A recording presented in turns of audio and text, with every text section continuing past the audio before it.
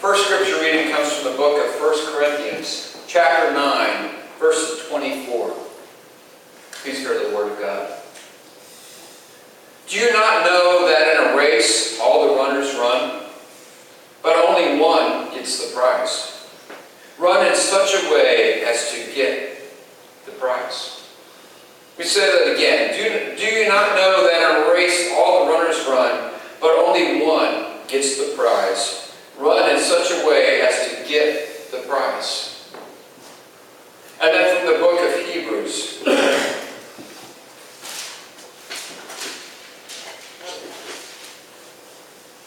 Hebrews chapter 12, verse 1. It says, "Therefore, since we are surrounded by such a great cloud of witnesses, let us throw off everything that hinders and the sin that so easily entangles, and let us run with perseverance the race marked out for us."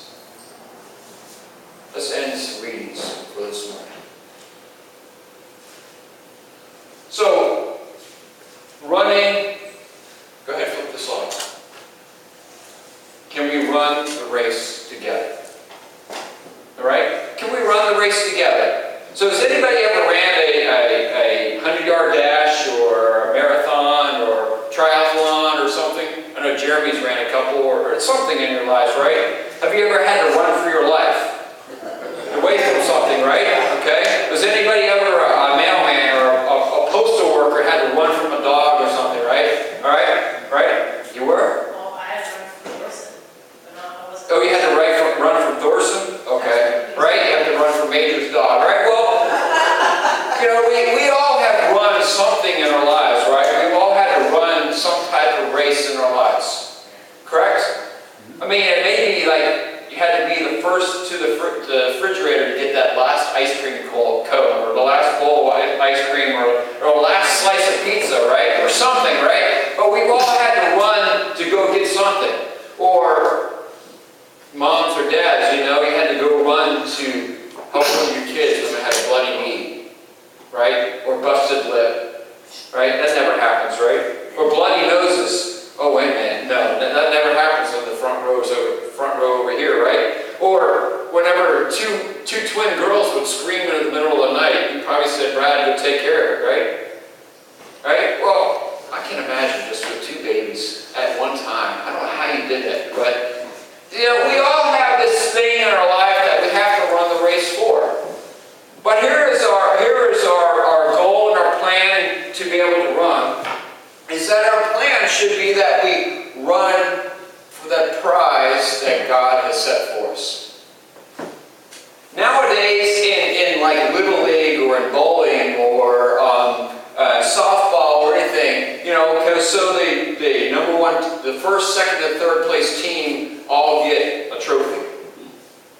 But say you decided to play Little League and you showed up and you didn't do anything. You sat on the bench. I'm going to pick on you, Josh, okay, because you're here. But you sat on the bench. That's all you did, all right? You didn't play on the field or anything, all right? All right? At the end of the year, you got a participation trophy. Is that right? He participated, sort of. He put the uniform on and he kept that bench nice and warm. That was his job. All right? You know, we all have those things in our life where we participate in, but we could have done a little better.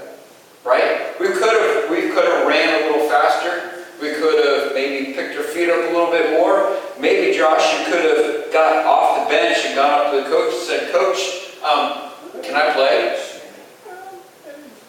But you were a good Little League player and said, "No, I'll just sit here and wait for the coach to call me." But the coach might have forgot that you were even there. But we all run the race together. We all run things in our lives. In the passages that we just read, Jeremy, back it up to the first passage, the 1 Corinthians passage. You know, do you know that in a race all the runners run, but only one gets the prize? Run in such a way as to get the prize. Run in such a way as to get the prize. Well, that's not meaning physically running, all right? But it could. When Jeremy runs his race, when he runs those marathons, he did like 3 in a month, right? Or something like that? It wasn't marathons, but or he did. Well, anyways, he ran those races like 3 in 1 month, all right? His goal was to win. Everybody's goal would be to win. But when you come in second or third or fourth, you kind of like, really? I could have done better. I could have ran a little harder, right? I could have maybe swung the bat a little bit more, or at your job, you could have endured a little bit longer and tried harder. Well, when Jesus was here on this earth, do you think he tried harder every day? Do you think he just didn't go, well, that didn't go so well, forget that? No, I think that while he was here, he tried a little bit more, a little bit more. You know, whenever he was getting discouraged, it seems like he ended up in a boat out on the water, didn't it? Kind of like he would be preaching to the crowds, and the crowds became so overwhelming that all of a sudden he jumped onto the boat, and the boat went from the shore a little bit to be able to preach to the flocks of crowds. And then as they kind of got a little overwhelming, probably like, teacher, teacher, teacher, teacher, and all these questions and being fired at him, he probably just went, you know, I need to take some time alone. And he sailed off into the sunset. But as we run this race of life, and as we run for the prize, what is the final prize? Final prize is to spend eternity with God in heaven. That's a glorious prize. Are we going to have first, second, and third place? No. Is there going to be participation trophies for everybody? Maybe. If you were a Christian and you believed in God, your prize will be spending eternity with God in heaven. Well, going to heaven, you know. So, who's going to heaven not this year, but who's going to heaven at some point in their life, at the end of their life? Everybody should have their hand up. Who's going this year? I'll put my hand out. We don't know, right?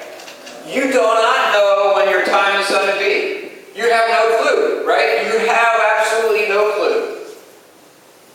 God knows. But he won't tell you.